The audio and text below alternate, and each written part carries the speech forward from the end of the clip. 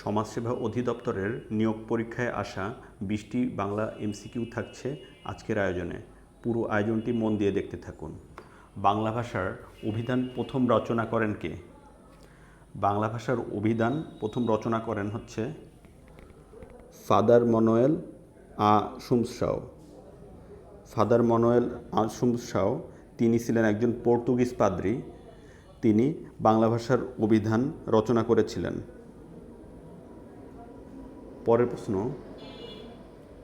পরের প্রশ্ন হচ্ছে বচন লিঙ্গ ব্যাকরণের কোন অংশে আলোচিত হয়? বচন লিঙ্গ এগুলো হচ্ছে ব্যাকরণের রূপতত্ত্বে আলোচিত হয়। অপশন গ হচ্ছে রূপতত্ত্ব সঠিক উত্তর। পরের প্রশ্ন হচ্ছে লেক্সিকোগ্রাফি। লেক্সিকোগ্রাফি এর অর্থ কী? লেক্সিকোগ্রাফি এর বাংলা অর্থ হচ্ছে লেক্সিকোগ্রাফি এর বাংলা পারিভাষিক অর্থ হচ্ছে অভিধান তত্ত্ব। লেক্সিকোগ্রাফি হচ্ছে অভিধান তত্ত্ব সংকলন। পরের প্রশ্ন হচ্ছে শর্ট ঋতু শব্দের সন্ধিবিচ্ছেদ কী? শর্ট ঋতু শব্দের সন্ধিবিচ্ছেদ হচ্ছে শর্ট প্লাস ঋতু। শর্ট প্লাস ঋতু হচ্ছে শর্ট ঋতু। পরের প্রশ্ন হচ্ছে চক্ষুদান করা বাগধারাটির অর্থ কী? চক্ষুদান করা বাগধারাটির অর্থ হচ্ছে চুরি করা। ভবিষ্যৎ না ভেবে কাজ করে এক কথায় তাকে কি বলা হয়? ভবিষ্যৎ না ভেবে কাজ করে এক কথায় তাকে বলা হয় অবিমৃষ্যকারী। যে ভবিষ্যৎ না ভেবে কাজ করে তাকে এক কথায় বলা হয় হচ্ছে অবিমৃষ্যকারী। পরের প্রশ্ন হচ্ছে নিচের কোন বানানটি শুদ্ধ? নিচের শুদ্ধ বানান হচ্ছে এই আদ্যক্ষর এবং আবিষ্কার এই দুইটা বানানই শুদ্ধ।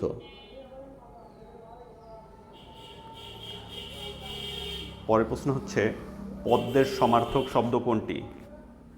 পদ্মের সমার্থক শব্দ হচ্ছে চারটি অপশনের মধ্যে থেকে অপশন গ হচ্ছে অরবিন্দ। অরবিন্দ হচ্ছে পদ্মের সমার্থক শব্দ।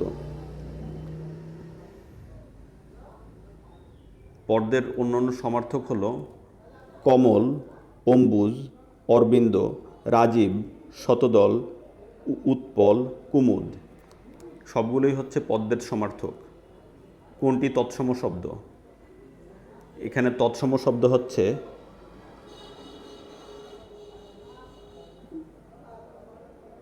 তৎসম শব্দ হচ্ছে ব্যাঙাচি। কোনটির লিঙ্গান্তর হয় না? লিঙ্গান্তর হয় না হচ্ছে কবিরাজের কোনো লিঙ্গান্তর হয় না। কতকগুলো শব্দের লিঙ্গান্তর হয় না, সে শব্দগুলো শুধু পুরুষবাচক এবং স্ত্রীবাচক হয়। পুরুষবাচক শব্দ হচ্ছে কবিরাজ, ঢাকি, কৃতদার, অকৃতিদার এগুলোর লিঙ্গান্তর হয় না। দর্শনমাত্র কোন ধরনের সমাসের উদাহরণ? দর্শনমাত্র হচ্ছে নিত্য সমাসের উদাহরণ।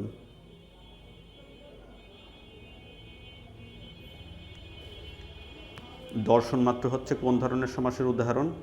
দর্শনমাত্র হচ্ছে নিত্য সমাসের উদাহরণ। যে সমাসের সমাস সমান পদগুলো নিত্য সমাসবদ্ধ থাকে তাকে এবং ব্যাসবাক্যর দরকার হয় না তাকে বলা হয় নিত্য সমাস।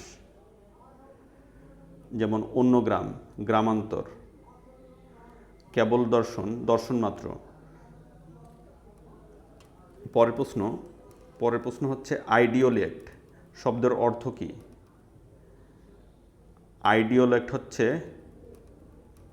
আইডিওলেক্ট শব্দের অর্থ হচ্ছে উপভাষা।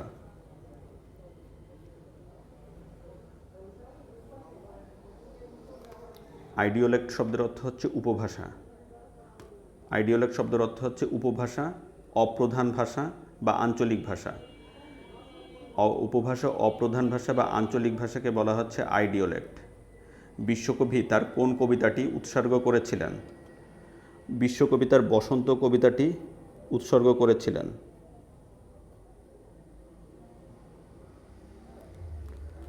পরের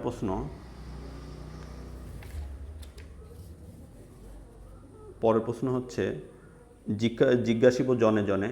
জিজ্ঞাসিব জনে জনে কোন কারকে কোন বিভক্তি? জিজ্ঞাসিব জনে জনে এটা হচ্ছে কর্মে সপ্তমী বিভক্তির উদাহরণ।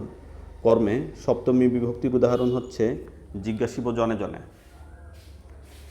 কর্তা যাকে অবলম্বন বা আশ্রয় করে ক্রিয়া সম্পাদন করে তাকে কর্মকারক বলা হয়। এখানে কর্মকারক হচ্ছে জিজ্ঞাসিব জনে জনে। অবিরাম যাত্রার চিরসংঘর্ষে একদিন সে পাহাড় টলবে, এই কবিতাংশটি কার রচনা?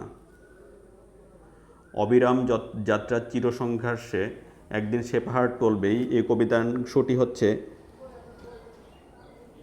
সিকান্দার আবু জাফরের রচনা। কোথায় থাকা হয় বাক্যটি কোন বাচ্যের উদাহরণ? কোথায় থাকা হয় বাক্যটি হচ্ছে ভাববাচ্যের উদাহরণ।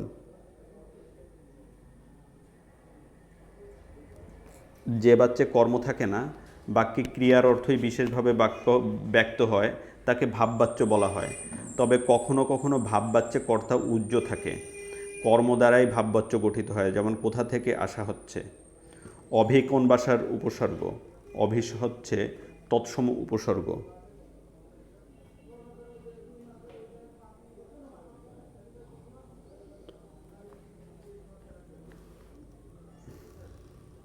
কমলাকান্তের দপ্তর বঙ্কিমচন্দ্রের কোন ধরনের রচনা?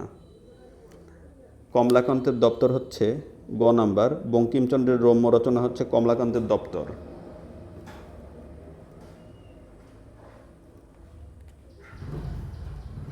কুসুম শব্দের বহুবচনের কোন রূপটি মানানসই? কুসুম শব্দের বহুবচনের নিচয় এবং দাম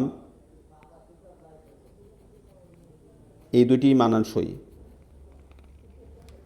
কুসুম শব্দের বহুবচনে নিচয় দাম এই দুটি মানানসই।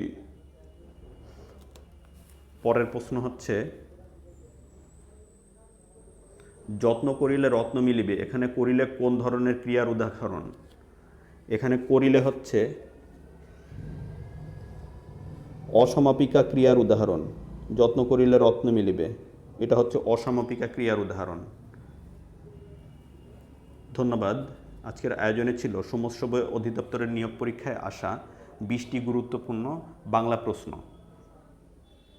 আপনি এই ভিডিওটি 2বার দেখুন, তাহলে আপনার ভিডিওর ইনফরমেশনগুলো ক্লিয়ার হয়ে যাবে।